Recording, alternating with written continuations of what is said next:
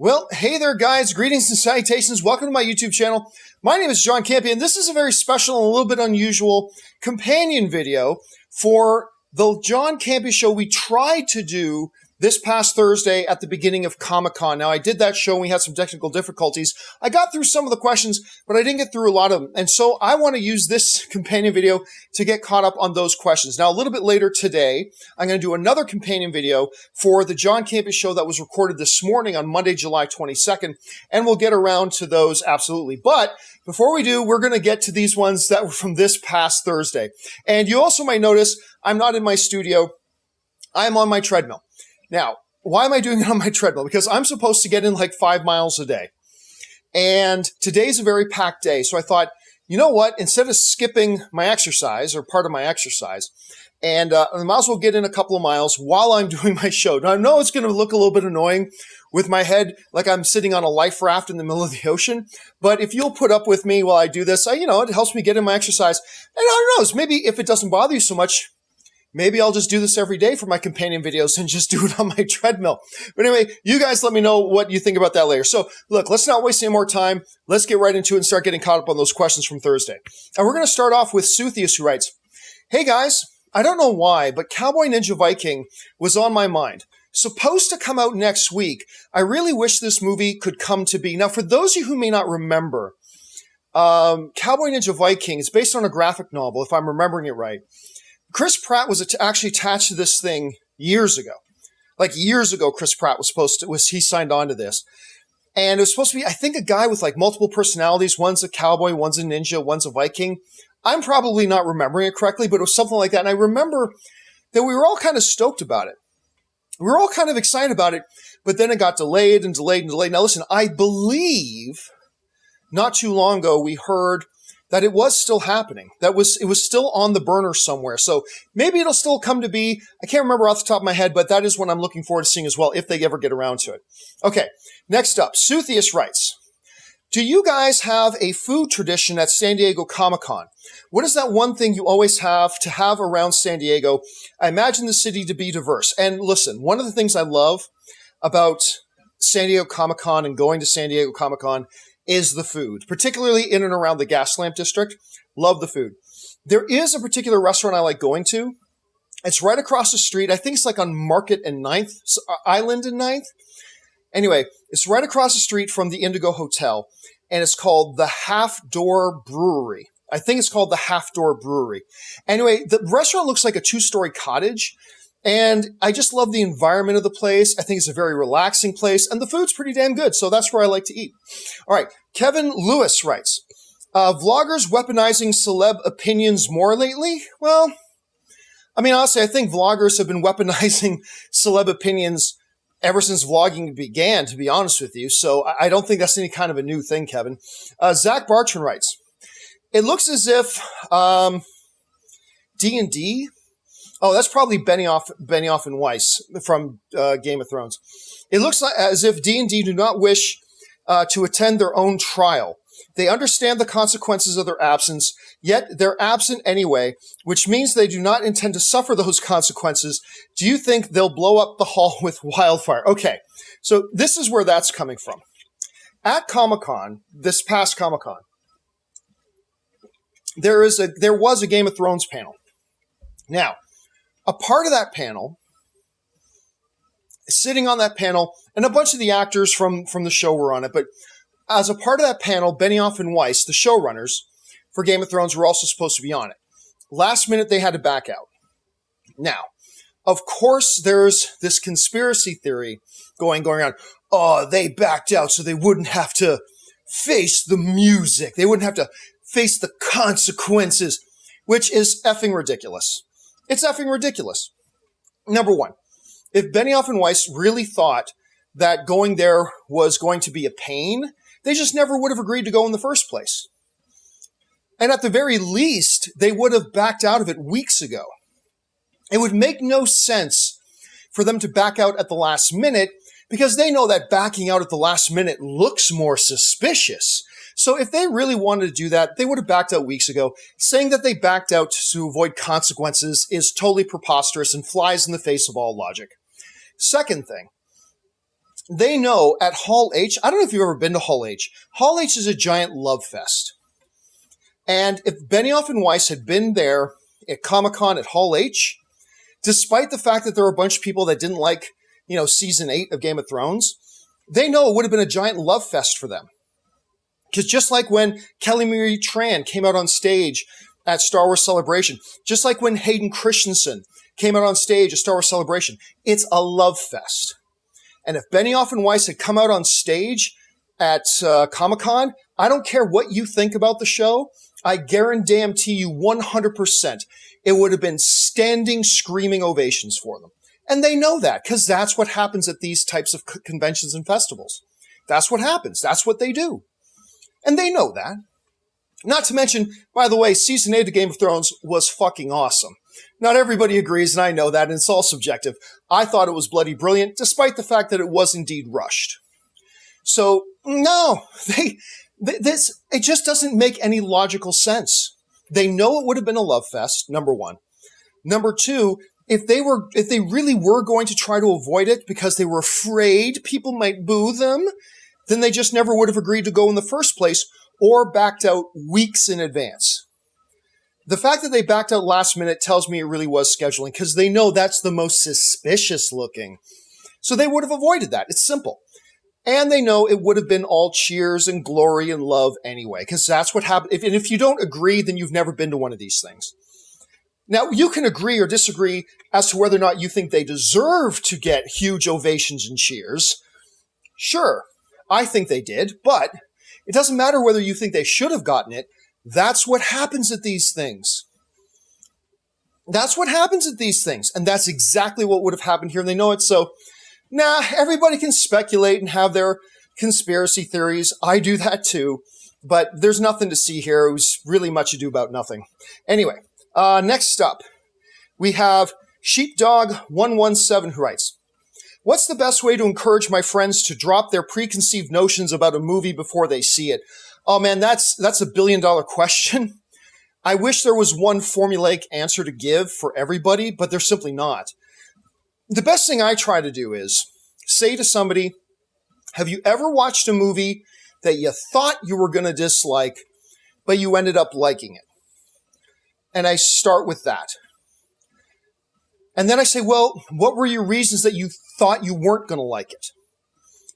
And then just remind them of the fact that, you know what, that's happened sometimes. Sometimes a movie can look bad to us because of bad trailers or for whatever reason. A movie can look bad, but you got to forget about that when you actually go in to see a movie. Because remember, the trailers are made by different people than those who make the movies. The people who make the trailers aren't the same people as the people who make the movies. They're two totally separate, different groups of people. So I start with saying, what's a movie you thought you were going to hate and then you ended up liking? Ask them why they thought they were going to hate it, and then shows how that kind of applies to every movie. But listen, it's not a formula. It won't work with everybody.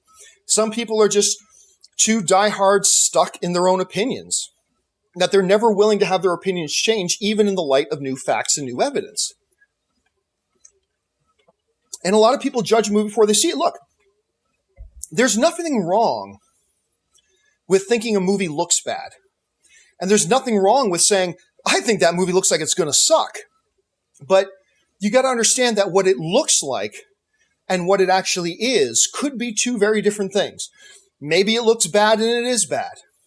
Maybe it looks great and it's bad. Maybe it looks bad and it's great. But honestly, Sheepdog, if there was one general answer formula for everybody, we would have solved this problem a long time ago, brother. All right. It's good that you're asking the question, though. All right. Kevin Lenneal writes, some people have asked about Canadian cinema. Have you seen Good Cop, Bad Cop? I'm not familiar with Good Cop, Bad Cop unless you meant to say Good Cop, Bon Cop.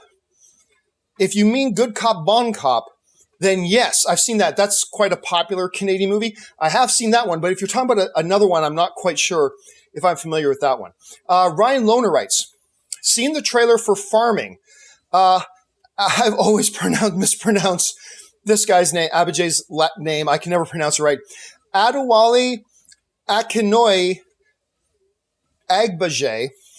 I know I mispronounce it. I see him in tons of things. I read his name all the time, but I never say it out loud.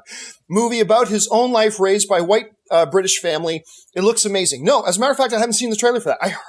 I believe I heard about it, but I haven't seen the trailer for that myself. And I love this guy, despite the fact that I cannot say his name for the life of me because I'm an idiot.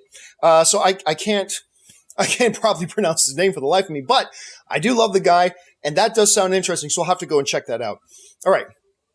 Tito Machado writes, over under 80%, that if they release the Snyder Cut to the theaters, which they're not, it will make less money than Endgame will do in its re-release run. Well, that's a theoretical based on a theoretical based on a theoretical.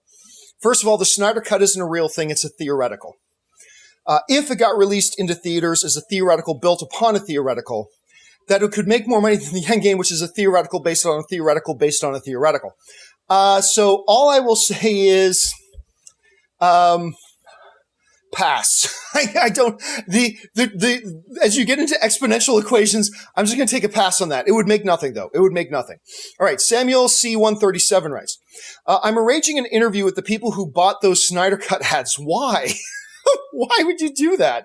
Gonna be firm but fair. Nobody ever is, even though they say they are. I'll let you know if anything comes from it. I mean, God bless you, Samuel. If that was interesting to you, which different things are interesting to different people. I mean, just because it's not interesting to me doesn't mean it shouldn't be interesting to you. My first reaction is, I'm going to go interview the guys who bought ads for Snyder Cut. My first reaction is, why? But I'm sure there are actually, you know what? The reality is there's probably a bunch of people who are interested in that. So maybe that makes sense. But yeah, if anything interesting came from it, do let me know. Ed Brunn writes, thoughts on Christian Bale's Terminator freakout from like 8 years ago? Bottom line, he was out of line, but everybody has a freak out now and again. And that was Christian Bale at his worst moment. So I try not to judge people by their worst moments, because if I saw your worst moment, I would think you're a complete total douchebag. If you saw my worst moment, you'd think I'm a complete total douchebag. Although I'm sure some of you already do think that. If you see anybody at their worst moment, it's going to really color how you think of them. Christian Bale, it was inexcusable. He was completely out of line. I mean, I understand him being miffed about it, but how he acted was completely out of line. But it was like one of his worst moments, and I try not to judge people by just the one thing in the worst moment. Unless, they, beat women so bad they hospitalize them, or they murder somebody, or whatever. Then I'm gonna go into judgment. I will go into judgment then, but for the most part, you try not to judge people just based on their worst moment.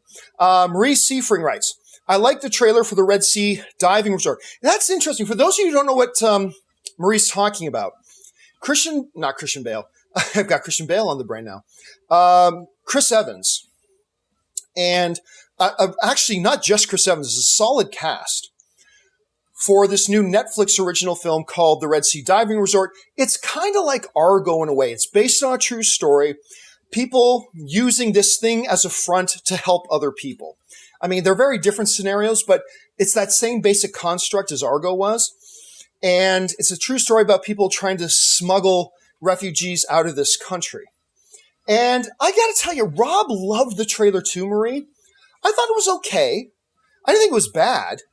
I wasn't blown away by it, but I am at least curious to see it. So if you guys haven't seen it, it's on YouTube. Check out the trailer for the Red Sea Diving Resort. Let me know what you think about it. So thanks for bringing that up, Marie. All right. Emalia, 1981 writes, whatever happened to the King's Daughter based on the moon and the sun? It was scheduled for release in 2014 and is actually finished. I'll be honest with you, Amelia, I don't know anything about it. I honestly don't know the single thing about it. I mean, clearly if something was supposed to come out in 2014 and it's now 5 years later, chances are it's probably buried somewhere, if it ever happened. So I can't say with any degree of certainty what happened to it or what stat it's in, but my guess is if it was supposed to come out 5 years ago, it probably got killed. But who knows? I'll keep my eye open for it. Or Amelia follows up with, some say Wonder Woman 84 is kind of a Flashpoint story. Yeah, but some say Thor is going to think he's Little Red Riding Hood. Somebody says something about everything. So I haven't seen anybody credible say anything like that, so I'm not going to pay any attention for now. Nope, not going to pay any attention to it for now. We'll see. Emilia writes, over under 50%, The Rock will make an MCU movie before 2023. I'm going to take under on that. I think there's a chance he does an MCU movie, but before 2023, I'm going to take under 50% of that. Not zero, not 10%, but 50 is kind of high. I'm going to go with the under on 50. We'll see what happens. Edgar Navarro writes, I've gotten my nephew so used to going to an AMC Prime Dolby that when we go to normal screenings, he'll ask, how do we recline the chairs? Listen, Edgar, it sounds like what happened to your nephew is the same thing that's happened to me. The AMC Prime theaters have spoiled me with their incredible picture, incredible sound, the reclining seats, so much leg room. It's just now when I go to AMC Burbank 16 and I have to go see a movie in a theater other than one of their Prime theaters, I kind of pout a little bit. Total first world baby crying problems. But when I realize that the theater I'm in isn't one of the Prime theaters, I go, me, and I pout like a little baby, right? But the thing, you get kind of spoiled to it once you go to those theaters. So me and your nephew, Edgar, me and your nephew totally on the same page. All right. Sec writes, over under 50%, Avatar 2 makes 1.5 billion or more. I mean, dude, it's years away. It's years away. I don't think Avatar 2, look, we could totally change our opinion once the first trailers start coming out and we start to get a sense as to how much the audience is buzzing about it. For now, this far out, I'm going to guess under 50%. I totally think 1.5 is doable, not 2, but 50, I'm going to take under on that for now. But listen, don't hold me to that because we're too far out. I could totally change my mind in 3 months. All right. Chris Miner writes, we all know how directors have a bad day at the office. What is Tarantino's? Mine is easy, Death Proof. Yeah, absolutely. Mine is Death Proof, even though Kurt Russell was fantastic in it. Kurt Russell's great in it, and the car chase is phenomenal. Other than that, it's a total waste of time. I know some friends who love Death Proof, and that's cool. That's totally cool. But I thought Death Proof was an absolute waste of time. Now, Rodriguez's, what was the name of his half of that movie? His half, I'm forgetting about it. But it had Rose McGowan with the gun on her leg. I don't know why I'm freezing on the name of it. That was actually better. That was better than Death Proof. To me, that is Quentin Tarantino's One Bad Day at the Office. I didn't like that one at all. All right. Lewis Dotson writes, the scene where The Rock gets off the plane in Fast 5 is just a badass moment. Mr. Burnett gets it. Have a great Comic-Con, guys. Buy all the hot toys. Well, yes, should say Robert Meyer Burnett, whenever Fast and Furious comes up, what he will often say is that Fast and Furious 5 is the Citizen Kane of the Fast and Furious franchise. And I love Fast 5. I think Fast 6 might be my all-time favorite Fast and Furious movie. But if Fast and Furious 6 is my favorite, Fast 5 is probably my second favorite. I absolutely love Fast 5, and that is a great moment, Luis. That is a great moment. All right. Let's see here. Uncharted Halo writes, Disney bought Fox. I realize soon we will only be getting superhero movies from Disney and Warner Brothers. Sony has Spider-Man, but he is in the MCU. RIP standalone superhero franchises that are not tied to a wider universe. Hey, listen, Uncharted, seriously. You're preaching to the choir, brother. Look, some people say that I hate shared cinematic universes. Not true. I love movies in the shared cinematic universes, whether it's DCEU or MCU or whatever. I do. I love them. But I don't think every effing thing has to be shared cinematic universe. It's okay to do the odd standalone superhero movie that exists outside of a shared stupid cinematic universe. It doesn't only have to be one thing or the other. And that's one of the main reasons I'm so excited about the Joker movie. because it is outside of the DCU. It's not connected to anything in the DC Cinematic Universe. It's just a truly standalone movie in its universe. And I love that. Now, even Sony, they're doing shared cinematic stuff too, because, well, first of all, they did Venom, which is, it's not tied to anything yet. But you know once Morbius comes out, because they're shooting Morbius right now, they might even be done shooting Morbius anyway, with Jared Leto. I'm betting money that that Morbius movie will be tied into the Venom universe. So even Sony's movies are going to be shared cinematic universe films. And I don't know, man. I would just love it if we had a world where we had shared cinematic universes and we had standalone superhero films that weren't connected to shared cinematic universes. And it really bothers me that everything has to only be shared cinematic universe. It's stupid. It's dumb. It's weak. Now everybody's too afraid to do one that isn't part of a shared cinematic universe. Hell, even the classic Universal monster films, they thought, well, if we're going to do the classic Universal monster films, we got to make it a big shared universe. How did that turn out? How'd that turn out? Even Godzilla. We're making Godzilla. Got to make it a big shared cinematic universe. Let's bring in all the things. Tie in with King Kong, and let's bring in Ghidorah, and let's bring in all these guys in big shared cinematic universe. And then they got to fight each other. So we're going to have King Kong versus Godzilla. And don't get me wrong, I am excited for King Kong versus Godzilla. I am. But it just seems like everybody's too afraid now to make movies that aren't part of a big shared, stupid cinematic universe. And I long for the days in Uncharted when we could have both. Both. Doesn't have to be one or the other. We have both. There's things you can do in a standalone movie you cannot do in shared cinematic universe films. Anyway, you know how I feel about that, brother, and so I'm right there with you. I completely agree with you. All right. Kyle B. writes, I wouldn't blame D&D, that's Benioff and Weiss, from skipping Comic-Con. They wrote 7 historic and great seasons and 1 so-so season and do not deserve the hate. Oh, I completely agree. Except I think season 8 was also spectacular. And by the way, the Emmy thought they were spectacular too, because they nominated Game of Thrones season 8 for Best Drama Series, and nominated Benioff and Weiss for Best Writing, and nominated Benioff and Weiss for Best Directing. As a matter of fact, Game of Thrones season 8, which a bunch of people decry, ended up setting the record this year for the most Emmy nominations in the history of the Television Academy for one season of television. 32 nominations. No other show's ever come close. 32 nominations. So, just spectacular for them. And look, everything's subjective. I loved season 7 and 8. There are some people, a bunch of people, who didn't. Hey, that's all right. That's fine. That works. But I do think the hatred aimed at them is way disproportionately exaggerated. I think it's way disproportionately exaggerated by people. It's a shame. They delivered the most iconic, most relevant pop cultural event ever in the history of television. And now people just crap on them. Just crap on them. I mean, it's too bad, too. I mean, look, it's fine if you don't like season 8, but you suddenly forgot everything they gave you that you loved.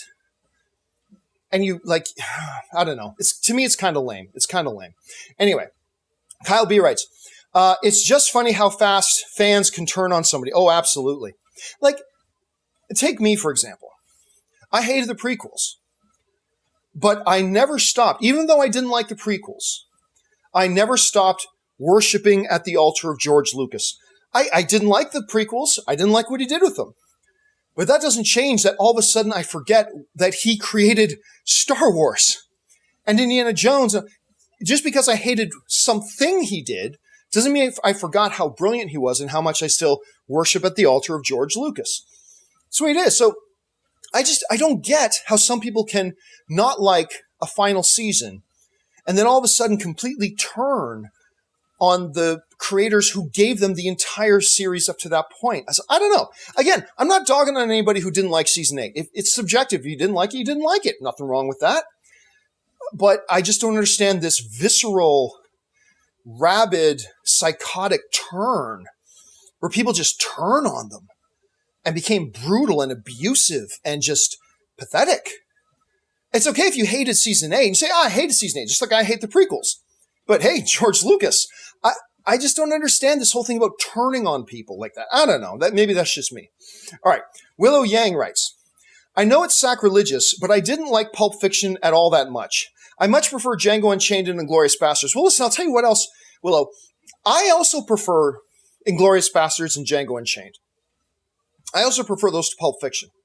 Now, I still actually quite enjoy Pulp Fiction, but it's not sacrilegious. I mean, I get it. It does kind of sound sacrilegious because everybody who's into movies worships Tarantino and particularly worship Pulp Fiction or Reservoir Dogs for that matter.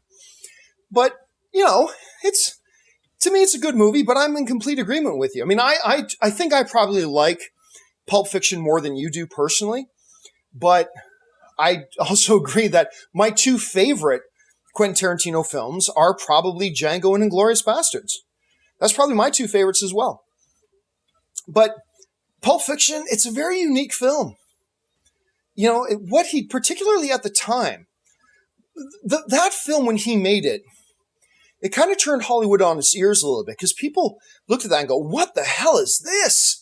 This is so different. This is so, and it was gutsy and edgy and ballsy and fun. And there's just all these really weird things rolled into one. And that kind of became the hallmark of Quentin Tarantino. But you know what? At the same time, it's still a subjective medium. And if you watch it, it didn't work, it didn't work. But again, as far as Django and Inglourious goes as your favorite ones, those are my favorite ones as well. All right. Next up, Evelyn writes, did you see the Cats first look video? Thoughts? I did see the first Cats trailer. While I thought the visual effects were stunning, I didn't like the trailer.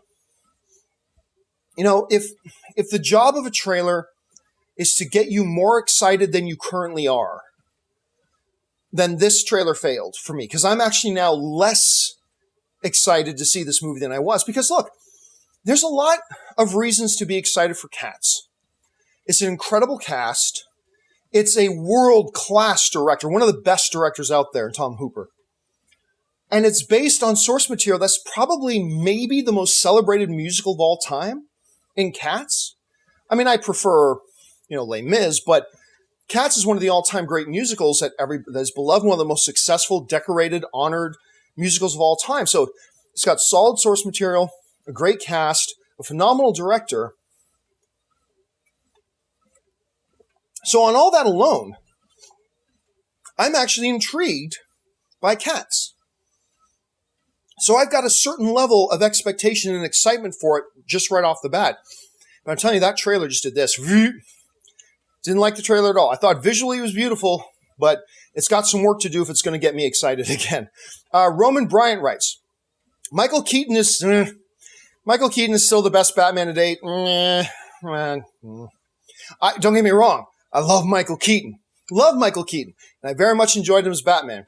But I will take both Ben Affleck and Christian Bale, their Batman. I'll still take their Batman over Michael Keaton's, but that's just me. All right, Garrett Couch writes, watch The Quiet Man yet? It's a gem. No, I don't.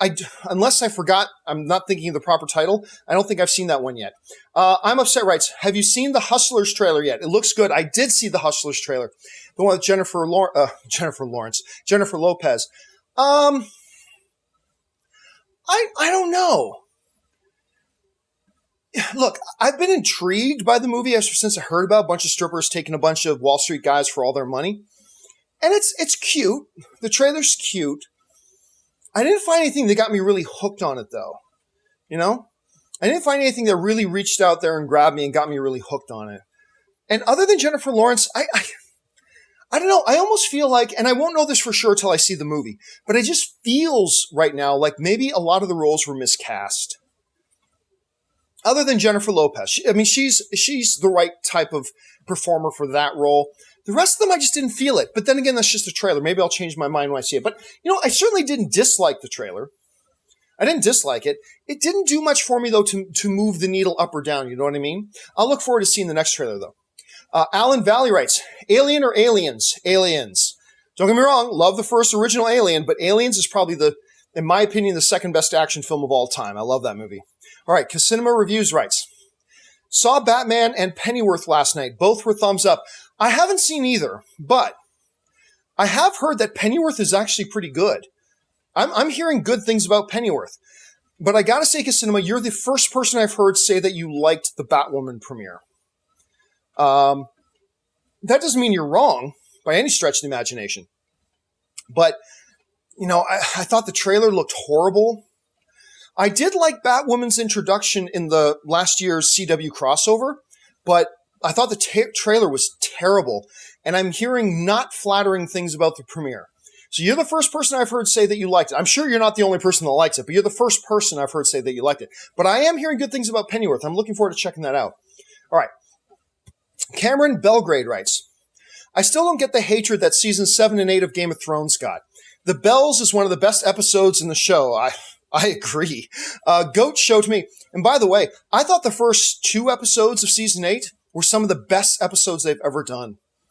Because the strength of Game of Thrones isn't, we have swords, clang, clang, look at us fight with swords, clang, clang. Anybody can do that. But Game of Thrones' real strength has always been around its characters, the dynamics between the characters, the intrigue, and the drama.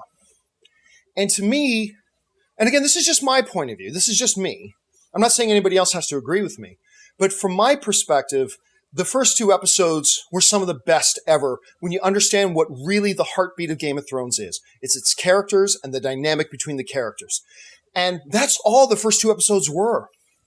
These amazing scenes of characters talking and their dynamic. And some people were, where's my swords? Clang, clang. And not everybody felt that. Some people just didn't like it because they didn't like it, and that's fine. But for me, I was completely glued to the television. And I'm not even the world's biggest Game of Thrones fan by any stretch of the imagination. But I gotta tell you, those first 2 episodes of season 8, loved them. And Bells was fabulous. Just fabulous. But hey, man, we're not alone. A lot of people did like it, but a lot of people didn't like it too. And, that's all fair. Part of being a fan. Let's see. Robert Johnson writes, Disney Plus and Chill doesn't have the same ring to it. It reminds me, Anne, my wife, has got this great shirt that says Blockbuster and Chill. It's got a Blockbuster logo. I love it. You're right. Disney Plus and Chill doesn't have the same ring to it. Not to mention that they're going to be family-friendly stuff on Disney Plus, so not exactly the stuff you want. Wah, chicka, wow, wow, going with it. Anyway, Robert Johnson writes, Spider-Man Home Invasion. Get it? I like that. Going on the motif that the Spider-Man films, the ones they've done so far in the MCU, have home in the title. Spider-Man Homecoming, Spider-Man Far From Home. Home Invasion. I like Rob's got a good one too. Rob has an idea about calling it Homeland, which is pretty good. Maybe bringing Spidey back to the neighborhood. That's kind of cool too, but I like Home Invasion. Christopher Brickner writes, follow up to Super Chat. Sony did own merchandising rights to Spider-Man, but sold them to Marvel in 2011 for cash.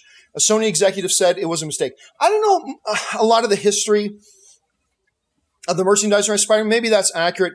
But, everybody thinks it's a mistake later. Like, everybody thought it was a mistake that Marvel ever sold off Spider-Man to Sony. It's a mistake that they ever let the X-Men go in the first place. But you got to remember, you got to look at it from the perspective of the time they were in. So maybe the time they were at, it was something they needed to do. And maybe it's paid off them, maybe it hasn't. Or maybe, like you're saying, maybe it was a big mistake. Let's see. QS Hicks writes, King of Monsters, that's Godzilla, I believe, needed to be short, sweet, and to the point.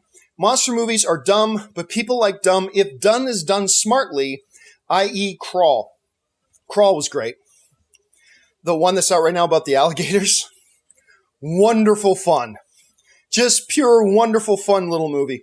Godzilla King of the Monsters was too long for its own good. When the monsters are fighting each other, it's great. This is just my opinion. But everything else was terrible and painful to watch, including all the human stuff. All the human stuff was just dreadful. To the point where the villain is literally explaining their evil plan with a PowerPoint presentation to the good guys. Here's how we will unleash on the first plot. Step 1, we will do this, and here's a visual aid. Step 2, this, and this, and here's another visual aid. They just had it all ready to present to the good guys. It was one of the most head-slapping, eye-rolling, stupidest things I've ever seen in a movie. Like just right up there. And it's really too bad because there was good stuff in Godzilla King of the Monsters. There's good stuff in there. It just got buried under a lot of bad stuff, unfortunately. So I agree, shortening it up, taking out a bunch of the human stuff, focus more on the monsters themselves. They could have had something a little bit better. That's not always the formula, but I think for this specific movie, I think it would have served it pretty well. All right, Orange Hand writes, I understand Game of Thrones cast defending Benioff and Weiss, but they still use "they worked hard" defense. Opinions on the final season aside, it's a very weak argument. Dude, you're being very selective. I've also heard Maisie Williams talk about how basically she's used the words Benioff and Weiss are gods. Like, maybe a couple people have thrown in the words, these guys poured their blood, sweat, and tears into this. They worked really hard. Sure. But they also talk about how brilliant these guys are. And listen, if you haven't seen the Game of Thrones, now listen, that doesn't mean you need to like it by any stretch of the imagination, not at all. But I'm going to say this. If you haven't seen the documentary that aired on HBO the week after, remember the week after the final episode of Game of Thrones, they did a little documentary behind the scenes of the making of the final season of Game of Thrones? They have a camera in the room as the whole cast is together doing the table read for the first time, reading the scripts. And they're in tears. Like they're emotionally, you just watch it, it's pure and it's raw, and they're so emotionally overwhelmed by some of the things that are happening that they love so much. They're just literally in tears and then jumping up and embracing and hugging. And it's just blah, blah, blah. It's fine that some of them may, as a part of their defense, say, these guys poured everything they had into it. That's fine. But don't pretend like that's the only thing they're saying. This cast loved this season. And all you got to do is go back and watch that table read. Now, that doesn't automatically mean that it executed right. And that doesn't automatically mean that just because they liked it during a table read that it turned out to be a good show. Not at all. But all I'm saying here, Orange, is that let's not pretend like the only thing, like you're setting it up here, like the only thing that the cast of Game of Thrones are saying in defense of Benioff and Weiss and this season is they worked hard. No, they're saying many more things than that. Again, that doesn't mean you need to like it. And it doesn't mean that they're right in their defense. So I don't want to come across like I'm saying, therefore, your argument is invalid. No, not at all. I'm just saying that it's misleading to suggest like the only things the Game of Thrones cast is saying in defense of the creators and of the season is they worked hard, because that's not it. They said a lot. And that's just one little thing you cherry picked out there, my brother. Anyway, let's move on here. QS Hicks writes, Game of Thrones 8, come for the dragon, stay for the Starbucks. Yeah, that's a joke that's been used a bunch, QS. Come for the dragon, stay for the Starbucks. Jay Bling writes, I tried Zevia based on your suggestion, and I dug it. If only a 6-pack didn't cost the same as a 12-pack of Coke Zero. Yeah, so for those of you who know what Jay Bling is talking about, I have kind of weaned myself mostly off of diet sodas because I found out about all the health problems that diet sodas can cause you. So, and particularly the artificial sweeteners that are in diet sodas. Anyway, so I had somebody recommend to me this soda called Zevia that has no artificial sweeteners and has no sugar. And I tried it. It's called Zevia. I tried it. And it's the cola flavor. They have different flavors. I get the cola flavor. And at first it was a little odd, but then it grew on me. And now I actually quite like it. So quite often when you see me on the show, if I don't have a bottle of my orange water and you see me with a cup, quite often I'll be drinking Zevia. So like I'll have 3/4 or a half of a Zevia every day during the show. If it's a really long show, I probably have a whole Zevia. Anyway. But the catch is, it is twice as much as regular soda. So you do pay for it. But for me, having Zevia, having a cola around helps me not snack. Because when I get the urge to snack, that's a bad thing, because then you start eating way too much, right? And you guys know I've had real issues with my weight in the last number of years. You know, I ballooned up to like 240, 250 before. And fortunately, I'm not in those days anymore. And so I found soda helps me not snack because I'm doing something, right? And it kind of satisfies that snacking thing. And I'm not saying I'm right to feel this way. Not at all. I'm just explaining to you how I work, but that doesn't mean it's the right thing to do or the right way to do it, just to be clear. And so I would often have these diet sodas. But then I discover about all the health risks that come with diet sodas and how they can screw you up. So I go to this Zevia. Now, I'm actually really quite enjoying it. I like the Zevia a lot. It helps me not snack. It helps, and it's really good for a soda. It shouldn't do this, but I find it really soothes my throat. When I'm doing the show and I'm sipping on Zevia, it keeps my throat nice and good, and I'm able to get through an entire show. Oops. Sorry, I dropped my microphone. Give me a second to get this thing fixed. There we go. Are we still on? I think we're still on. Okay. Anyway. So, yeah, that's the Zevia stuff. That's what he's talking about. And long live Zevia. It works good for me, and I'm glad you're enjoying it. But like I said, it is twice as expensive as regular soda, so there's the drawback. And no, I am not sponsored by Zevia Cola, but if anybody from Zevia is watching, I love Zevia Cola. Feel free to sponsor me. Okay. Harry Mudd writes, will Thor 4 suddenly just fizzle away? I hope not. No, I'm not thrilled with the announcements at Comic-Con about Thor 4. I'm not thrilled with the title Love and Thunder. I'm not thrilled that they're making Jane the new Thor. I'm not thrilled with a lot of that. But just like we were talking earlier, it's okay to not like what you're hearing, but just leave all that baggage at the door when you go and see the movie. Leave all your pre-expectations behind, pre-existing expectations, preconceived notions, and just judge the movie on its own merits. And that's what I'm going to do with Thor, but no, it's not just going to fizzle away. I'm Upset writes, saw Upside. It's okay. I like to see Hart do more drama. I quite liked Upside, and Bryan Cranston was quite good in it as well. And I didn't think Kevin Hart was great in that movie, but I will say this. I didn't think he'd be any good in the movie at all. And he's pretty good. I'll say he was better than I thought he would be in that movie. Now, the original French version is much better, but still, I thought it was a nice little film. And Cranston was great, but we expected that. But yeah, I actually thought Kevin Hart was better than I thought he would be. Okay. Harry Wiffle writes, thoughts on Agent Cody Banks? Well, I got a kick out of Agent Cody Banks, but did you know that Robert Meyer Burnett is the producer of that movie? Did you know that? I'll tell you what. Till about 6 months ago, I didn't know that. But yes, Robert Meyer Burnett is one of the producers of both Agent Cody Banks and Agent Cody Banks 2. You know, Electric Booga Banks. He's the producer of both. I'm not kidding. Go look it up. He absolutely is. Harry Mudd writes, anybody see Ichi the Killer? That's one hell of a movie. South Korean, real gory. It is. Ichi the Killer is a little bit like, he's been described, and actually pretty accurately so, kind of like an Asian Joker in many ways. Kind of like an Asian Joker meets John Wick is an idea. I mean, and it feels very low budget, and I think it was kind of low budget, but it feels very low budget, but it's a shocking movie to watch. Check it out if you get a chance. Calvin Blackdeer writes, finally saw Spider-Man Far From Home yesterday with my sister. Overall, we both enjoyed it and thought it was a good and fun movie. Unfortunately, the 2 post-credit scenes were spoiled for me. Oh, that's unfortunate. But still enjoyed them. Yeah, I got a kick out of Far From Home. I quite enjoyed it. I've seen it a couple of times. The post-credit scenes are both spectacular. No pun intended for spectacular Spider-Man. But I really found both post-credit scenes to be great. I loved them. They were the best part of the movie. I did have some issues with Far From Home, but overall I thought it was quite solid.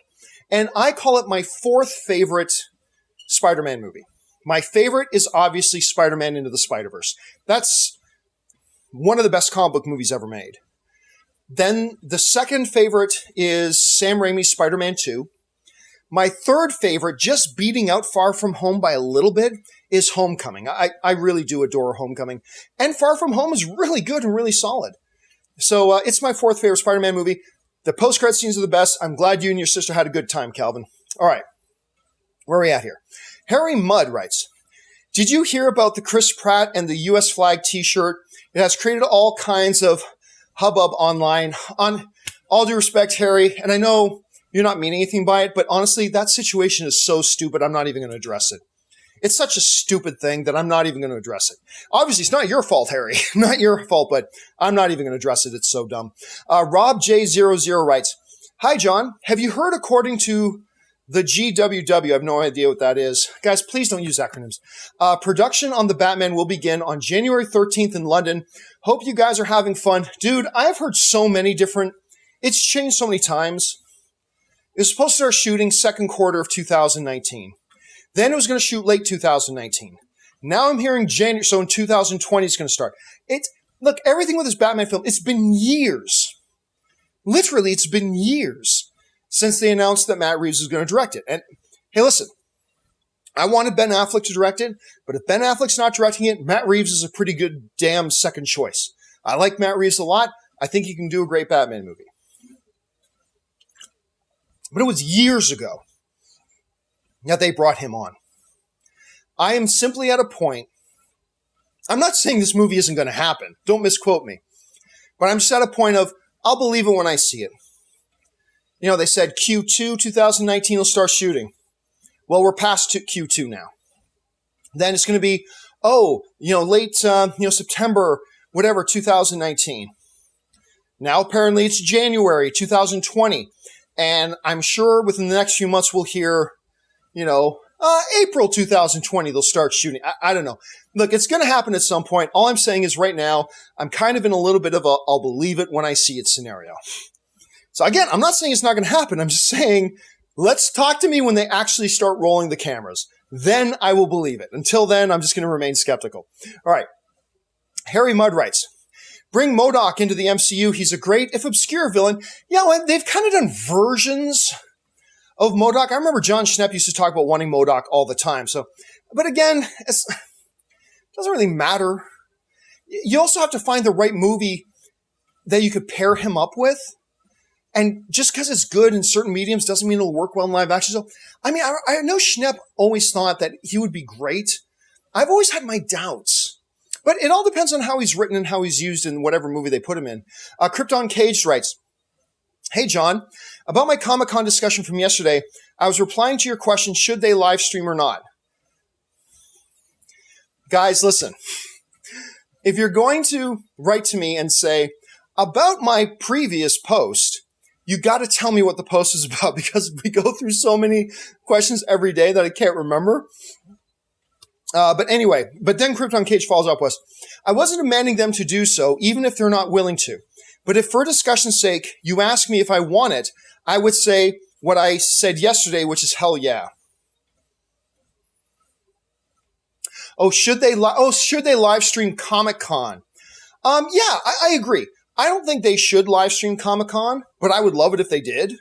I mean, I'd be down if they did, but I totally understand them not wanting to. To Comic-Con, the true experience of Comic-Con is being there. And they don't want to water that down. Now, you can argue with them about whether they should feel that way or not, but it's their convention, and that's how they feel. And I don't think any of us at home are entitled to have it streamed to us. And I do get that. I get a strong sense of entitlement from people that you owe it to me to stream me these panels. It's like, no, they don't. Like, I desperately want to go to this Comic-Con that's getting bigger and bigger every year, the one in Brazil. Like, more and more of the stars are going to it. It looks crazy. I would love to go to this Comic-Con, but I can't afford to go down there. Does that mean I'm entitled for them to live stream their panels to me? No. Would I like it if they did? Absolutely. But am I entitled to that? No. Do I think just because there are some people down there who get to experience that I'm owed it to, I should get it too? No. So, I agree with you, Krypton. They're in no way, shape, or form should Comic-Con have to stream it. By no means are they under any kind of obligation to stream it to the rest of us. But as a fan, would I get a kick out of it if they did? Absolutely. 100%. Absolutely. I get a kick out of it for sure. I'd also get a kick out of it if Ferrari gave me a free car. They're not obligated to do that, but I would love it if they gave me a free car, and I would love it if they would stream this stuff. I don't get likes rights. One thing I love about the Raimi films was the swing scenes at the end. Glad Far From Home finally did it.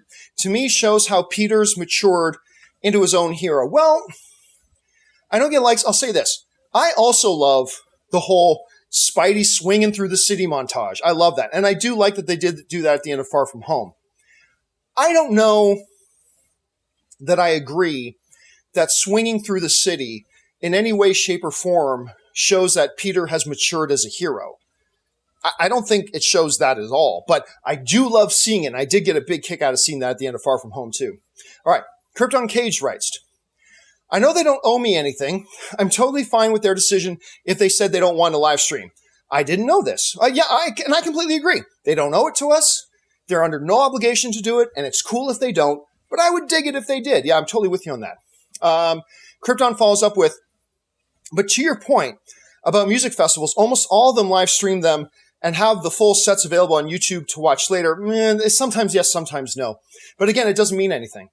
Tristan Larson writes, love the show. Hope you're having fun at San Diego Comic-Con. Tristan, I had great time at San Diego Comic-Con this year. I also spent a lot of time relaxing when I was there, which is great because I don't often get a lot of chance to relax. But I had a great time, and I did have a good show. And thank you for the compliment of the show, too. I love doing the show. All right, Harry Mudd writes, hope you're having a blast in San Diego, John. I did have a blast, Harry. Thanks for saying that. Harry follows up with, have you seen Wishmaster 1 and 2? I don't think I have. Unless I did. Just to play it safe, I'm going to go with saying I didn't see it. Because the one I'm thinking of right now, I don't think is Wishmaster. So I don't think I saw Wishmaster 1 and 2. Craig Bolin writes, does Wes Anderson have any work in development? Best thing to do, Craig, go to Google, type in Wes Anderson IMDb. Go to his page and go under director, his credits as a director. And it'll tell you if he's got anything upcoming right now. So that's the best thing to do right now. Drinks on Me writes, the complaint about the animals in Lion King not emoting, therefore having no character identity, could have been fixed with motion capture. Why is Disney avoiding this device? Oh, because it wouldn't have worked. Like, to me, you're going to get different people that have different opinions on this, and that's cool, but you're asking me, so I'll give you mine. Part of the thing that I adored about it was by not going full Babe, Pig in the City, it really did feel real. Even though their mouths would move sometimes, which is not real, I still felt like they made it just feel legit. That is what a lion's face would look like if it were talking. That is what a hyena's face would look like if it were talking. And it was that realism that drew me in. If the faces started going like they do with the animated, like, yes, like, it would have pulled me out of that realism personally. So for me, the way they did it was the best way to do it. And I think if they had sacrificed that, I think the movie would have lost a lot of its identity.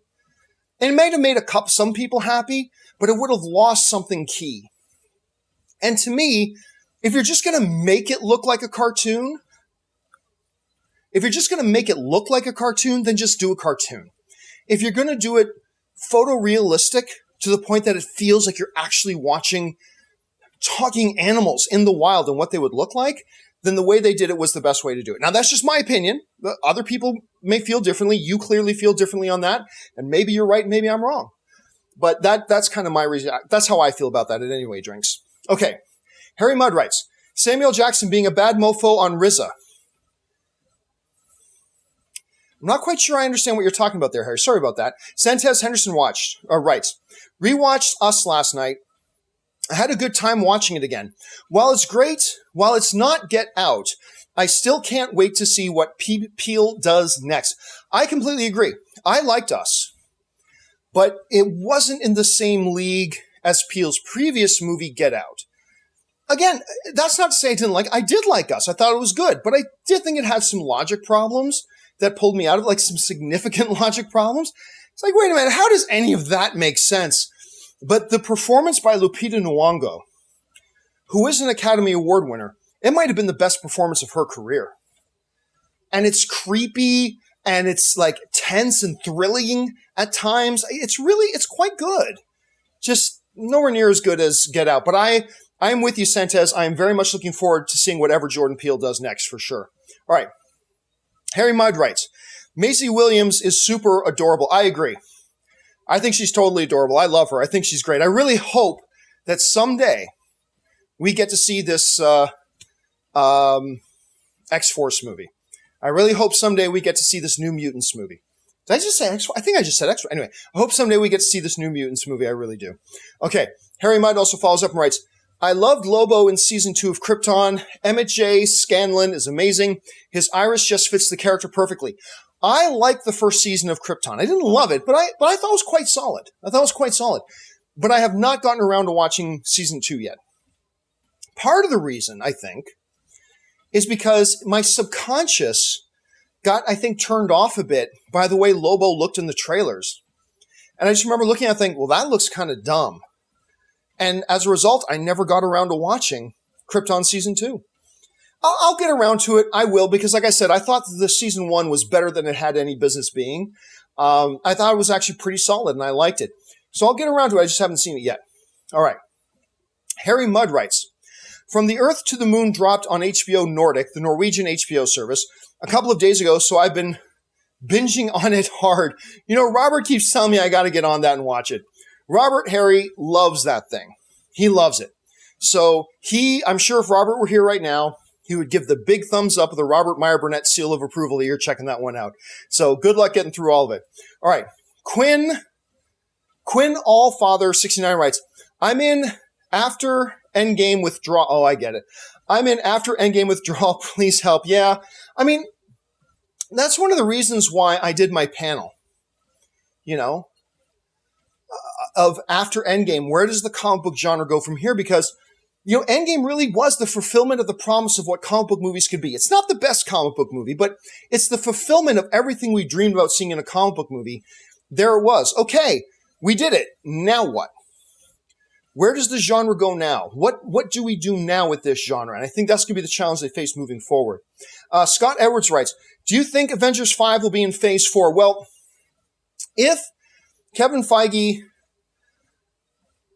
said exactly what he meant, and that what we saw coming up in 2020 and 2021 is all of Phase 4, which Phase 3 was 4 years long. Why is this one only 19 months long? Anyway, it's all arbitrary. It doesn't matter. It doesn't matter. Whatever they call phases is irrelevant. The only thing that matters is what movies come out in which years. But then we know that we're not getting Avengers 5 in technically Phase 4. But who cares? I do believe we're going to get an Avengers 5 in either 2022 or 23. And I believe they're going to make some announcements about those years at D23 next month. Now, I don't know for a fact that they are, but I think that they will. And I think when they announce Black Panther 2, Captain Marvel 2, Guardians of the Galaxy 3, I believe Avengers 5, or whatever they're going to call it, will be announced at that convention. I don't know for sure, but that's what I'm guessing. Okay. Selby McShave writes, was Emmy noms for the whole of season 8 or for individual episodes? I believe certain nominations are for the entire season. For example, Best Drama, that's for the whole season. I believe Best Actor is for a whole season. But then there are categories, I believe. Now, I'm more of a movie guy than a television guy, but then there are certain episodes that are for individual episodes. So Best Director, because most TV series, different people direct every episode, Best Director is for individual episodes. There are a few others that are for individual episodes as well. So I believe in the Emmys, it goes back and forth. Some categories are for the entire season. Some categories are for individual episodes. Sully writes, I love the idea of your panel. That's the after Endgame. Where does the comic book genre go from here? I think the next big thing for comic movies to aspire to will be to do a crossover Avengers. Oh, God, no. God, no. Anyway, let me finish reading your thing. The next big thing for comic movies to aspire to will be to do a crossover Avengers versus Justice League thoughts. People have been asking that for 10 years. Actually, longer than that. As long as I've been doing online film punditry, people saying, they should do an Avengers v Justice League. I'm saying, no, that's a terrible idea. That would make an awful movie. That would make a great 10-minute YouTube video, but it wouldn't make for a good movie. You're going to have, 50 characters in it? Nobody's going to get any real screen time. There's not going to be any real story and certainly no development. You're going to have a big, big fight. Yay. But Transformers have big fights. I just don't see any way. Number one, it never would happen. but never say never. But number two, I think it would be an awful disaster mess of a movie. All it would be is a masturbatory, geek fantasy of just seeing some action on screen, but you can do that. Anybody who does any 3D animation can just make that themselves. So frankly, Sully, no. I would, if I was the head of a studio, I would never greenlight that. I just don't, it would just be a mess. I think it would be an absolute mess. Taco Parm writes, it's not that Benioff and Weiss are bad, it's that they rushed season 8. Oh, I agree they rushed season 8. I still think they cranked out some amazing television season 8. I love season 8. But with my friends who hated season 8, the one thing we agree on was that there is no way that season should have just been 6 episodes. No way. I'm a defender of season 8, but even I will agree with my friends who didn't like season 8 when we say it should not have just been 6 episodes. Minimum, it should have been as 8, and probably should have been 10. So, yeah, take that for what it's worth. All right, Harry Mudd writes, Anne looks so adorable in the Pikachu suit. Anne always looks adorable. Anne always looks adorable. But, something to be clear on here, guys. Anne does not have an E on the end. My wife Anne is A-N-N, not A-N-E, just so you know. And for those of you wondering what Harry's talking about, when I was doing the show live from San Diego, Anne was in her Pikachu cosplay and she stuck her nose in. She looked adorable in it, she did. So thanks for pointing that out, Harry. Okay. Adrian Musio writes, hey, John, first time super chat. Thanks so much for writing in, Adrian. Love the show and have fun at San Diego Comic-Con. Going to the Lion King tonight and can't wait. Well, I hope you had a good time, Adrian. And I did have a great time at San Diego Comic-Con, as a matter of fact. And thank you for sending in the super chat to support the channel, man. And I hope you had a great time. Do me a favor. Seriously, Adrian, do me a favor. Email me, john@thejohncampeashow.com. And just put your name in the subject line. And let me know what you thought about Lion King. I'd be curious to know if you liked it. All right. Jesse writes, where are we at? Hey, John, just saw Marvel posted Marvel Live at San Diego Comic-Con Day 1, which has me wondering if Marvel could live stream their Hall H panel themselves. Thoughts? No, they can't. Everybody, that includes the mighty Disney. You need Comic-Con's permission to do that, and Comic-Con's not about to give permission to do that. It's their festival. It's their Hall H. And Kevin Feige doesn't want to live stream that stuff. Like, remember, they did the big Phase 3 announcement, and they didn't live stream it. As far as I remember, they didn't. So I'm not even sure, even if they were allowed to do it, I'm not sure Disney would do it anyway. So anyway, there's that. Stella McShave writes, I always refer to BB-8 as Bali. Bali! Actually, that's actually pretty clever, Stubble. I like that. That's good. Evelyn writes, could you see a chance of the Guardians showing up in Thor 4 if that movie comes first? Or are they connected to Gunn? They wouldn't let Taika use them. Well, remember, the Guardians are in other movies without James Gunn already. They're in Infinity War, and they're in Endgame, to a degree. At least certain of his characters are. So they could, first of all, now we already know that Thor 4 is coming before Guardians 3. We know that. Could the Guardians show up in Thor 4? It's possible. Remember, they're not Gunn's characters. They're Disney's characters. They're Marvel's characters. So they can do whatever they want with it. And now that James Gunn is back on board, James Gunn can give his blessing to it, if he wants to. So it's possible. I would give it a 20% chance.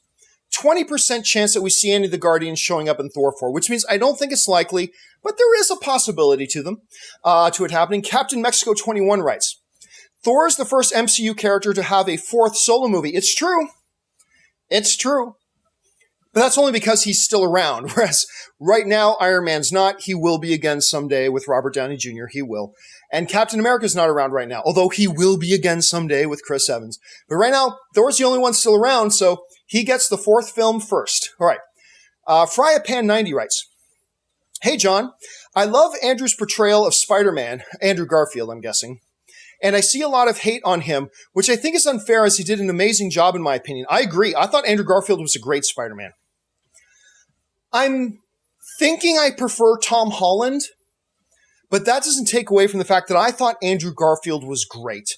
Now, that doesn't mean The Amazing Spider-Man 2 was a great movie, But I just think Andrew Garfield played the character wonderful. And I really did love his chemistry with him and Emma Stone as Gwen Stacy. So I agree. I thought Andrew Garfield was wonderful, and I think he deserves a lot more credit. I really do. Okay, and guess what, guys? That does it. That wraps up. We're now all caught up from last Thursdays when I was at Comic-Con show that I did and all the outstanding questions I still had to get to. Hey, guys, listen. Thanks for being patient with me and bearing with me as I do this companion video on the treadmill. And you know what? This really is great that I get to kill two birds with one stone, that I get to get in my my walking and do my companion video at the same time.